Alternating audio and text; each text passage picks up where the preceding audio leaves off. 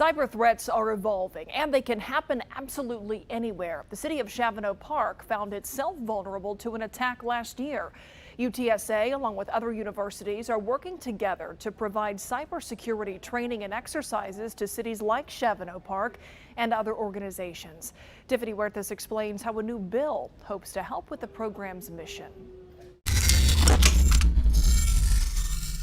We're all interconnected. Because of that, we can be exposed to cyber threats. So if somebody were to have some sort of cybersecurity problem, if they were, affected by a threat, then it could have a cascading effect. Earlier this year, a cyber attack impacted several cities around the state.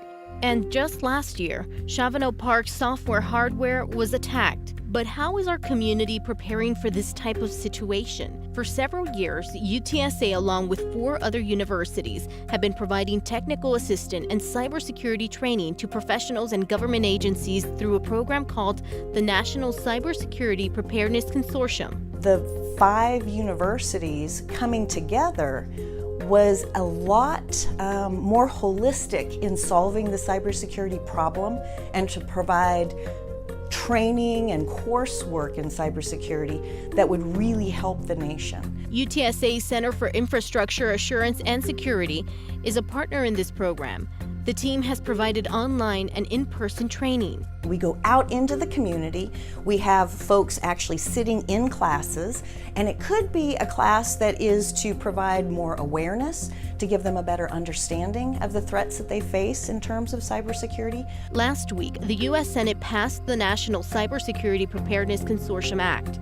The legislation would authorize the U.S. Department of Homeland Security to work with the universities to provide training to state and local governments, among other things. Senator John Cornyn, who introduced the bill, released this statement.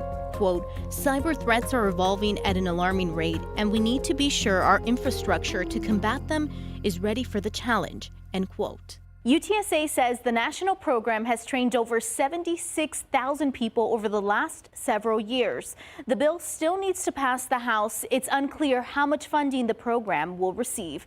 For the 9, Tiffany Huertas.